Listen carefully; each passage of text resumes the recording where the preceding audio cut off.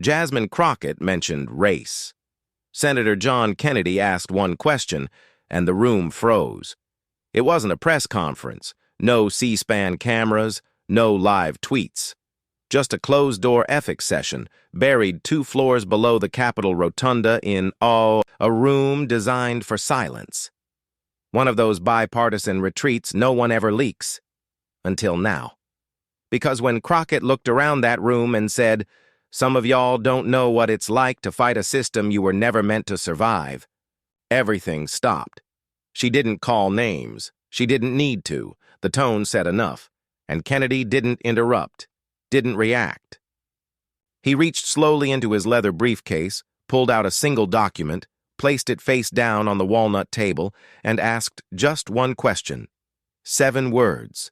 The kind that don't just end a conversation, they unravel it. The moderator, a retired appellate judge, had just posed a prompt.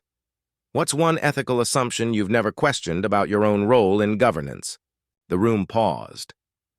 Crockett leaned forward. Some of us didn't walk into these halls expecting fairness. We walked in knowing the deck was stacked, and every time we name it, certain people think we're attacking institutions. We're not. We're just pointing out who they never included. Dead silence. Then she added, "And when I look at some of the Southern delegation, I don't see ethics. I see camouflage. No names again." But Kennedy, seated 3 chairs over, didn't. Look away. Then came his move. The document. Face down. Deliberate. The judge turned to him.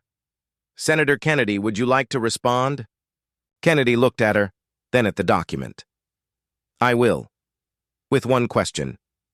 Congresswoman, do you remember who assisted you in completing Section 4 of your Q2 ethics disclosure?" You could feel the air snap, not loud but sharp, because Section 4 isn't public, and only 2 committees and Crockett's legal counsel would have known it was redacted. She didn't flinch. Not quite. But the calm recalibrated. Slowly. "This isn't an audit, Senator," she said. "I'm aware," he answered. "It's an ethics forum. That includes transparency." The judge intervened. "Let's be mindful of process. No accusations." Kennedy just raised his hands. "Not accusing, just inquiring." Crockett tried to pivot. It's always interesting how ethics gets weaponized when the topic shifts to systemic inequity. Kennedy didn't blink. "Is systemic inequity redacting? Private consulting fees?" Now the room shifted again. Because now it wasn't about the South or race. It was about influence. The theme on the agenda. And suddenly, Crockett's framing began to feel selective. "That form," she said, "was reviewed and cleared by counsel." "Indeed," Kennedy said, "and legal review doesn't explain the absence of a waiver, which is required for redactions. You could see staffers writing notes faster now." Someone whispered to an aide. Crockett straightened. "You think this, one document, discredits my entire platform?" "No," Kennedy said softly. "I think the silence around it does." She tried again to zoom out. "This isn't about a line item. It's about a legacy of exclusion. And those of us who challenge that legacy do so under more scrutiny than anyone else in this room." Kennedy nodded. "Then transparency should be your strongest ally." Then he finally flipped the document over. Slowly, across the top, amended, ethics disclosure, Representative Jasmine Crockett, Section 4, redacted. Kennedy didn't say a word, just let the stamp speak. Senator Chris Murphy looked up. "What does Section 4 normally contain?" The moderator answered, "Any outside income, legal retainers, consulting fees, paid briefings, anything not tied to congressional salary." Murphy: "So redacting it means either she paid someone or someone paid her. Right?" Nobody answered. Because either answer circled back to the same question. Why redact it? Crockett looked around. "I'm not obligated to discuss that in this setting." Kennedy didn't argue. Correct. But are you comfortable knowing your voters might not know either? That landed. Because in that room, no cameras, no applause, no sound bites, everyone suddenly remembered what they were there for. Not politics, not performance, but trust. Senator Caney leaned in, trying to diffuse the tension. Let's remember this isn't a trial. Exactly, Kennedy replied. So why the cover page? Still calm, still cold. Crockett folded her hands.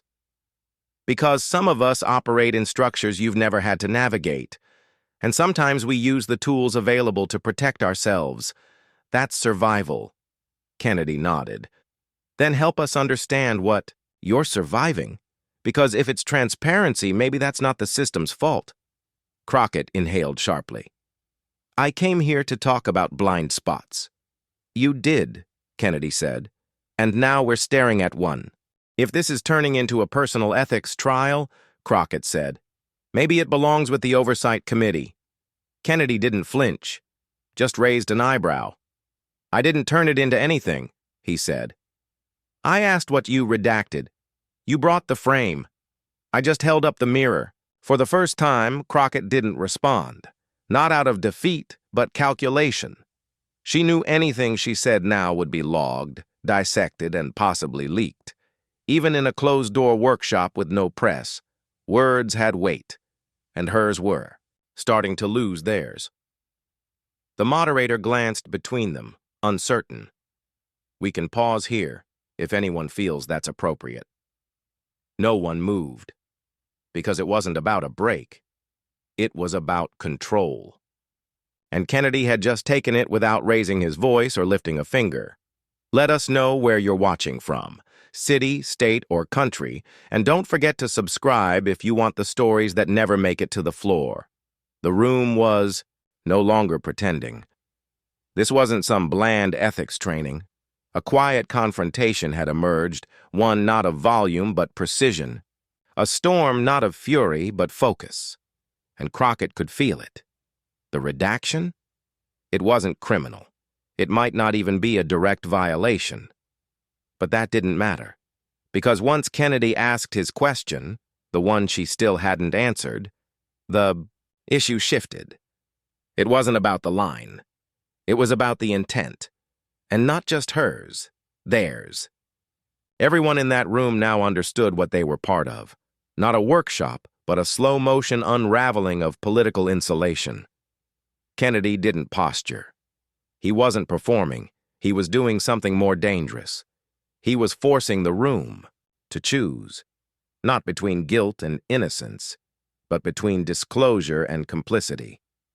Congresswoman Sheila Jackson Lee leaned in and whispered something short. Crockett didn't nod. She was still calculating. This wasn't just scrutiny anymore. It was a transition of power, and it was happening without a gavel. Then Senator Warrow, voice steady, asked the one question no one else had dared. Congresswoman, is there a conflict we should be aware of? Crockett paused. Then, quiet, even, she replied. There was an advisory role. I didn't believe it met the threshold for formal disclosure. I was advised to redact it pending legal review. That process is ongoing. No denial. Just enough to confirm everything and nothing at once. Kennedy didn't follow up. He didn't have to.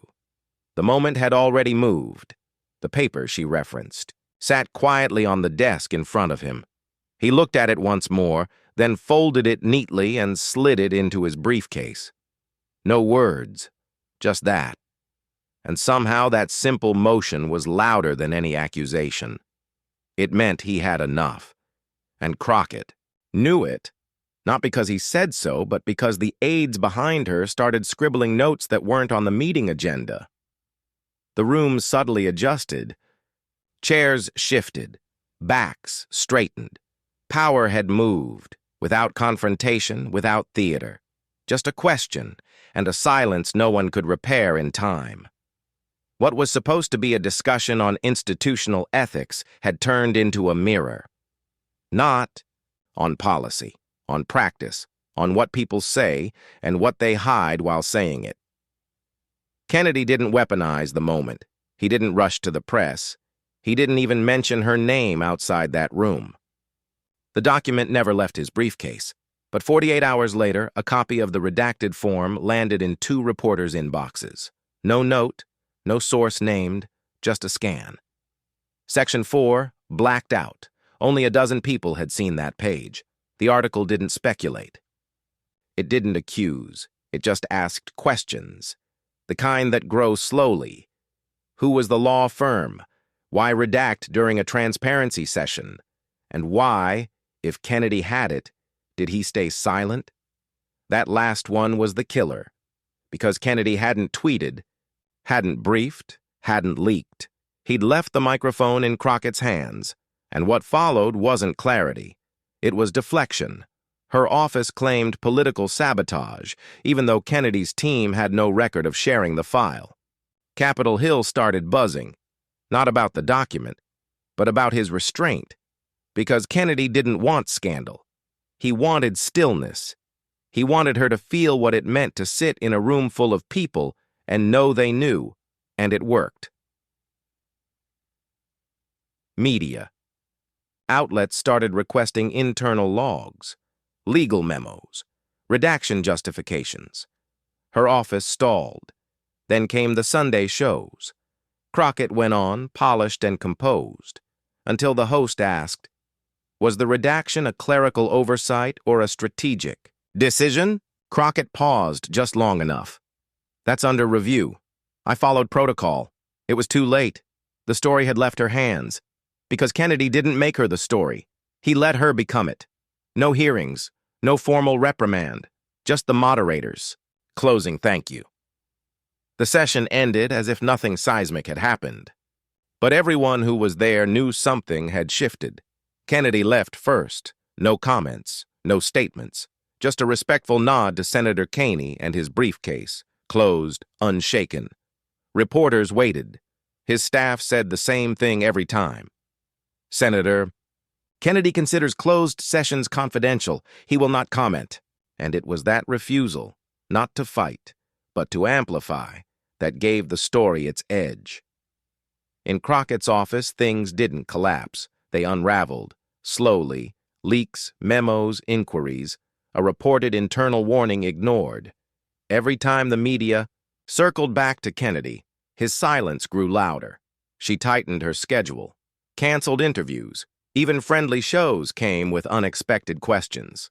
And no matter what she said about equity or oversight, one line kept appearing beneath her posts. "Who helped you redact Section 4? Not a smear, a ghost." One sentence that didn't attack. It waited, because the damage wasn't in what she did. It was in what she didn't answer. And Kennedy, by never repeating the question, ensured no one else could forget it. Weeks passed. The headlines moved on. New controversies filled the airwaves.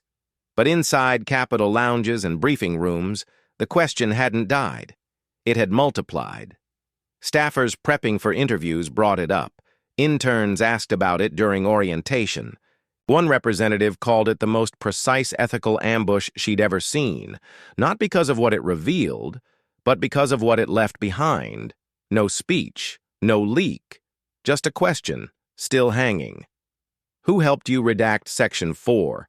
Crockett never answered. Not in the hearing, not on the shows, not in her revised filings. She moved on. But the silence didn't. It lingered, permanent, not loud, but present. Because sometimes it's not the accusation that lingers, it's the space you leave when you don't respond. And this time, it wasn't Kennedy's voice that defined the moment. It was her pause. Tell us where you're watching from, city, state, or country. And if you caught the silence before the shift, hit subscribe. There are more stories like this. The ones that don't echo, they hum, quietly, indefinitely.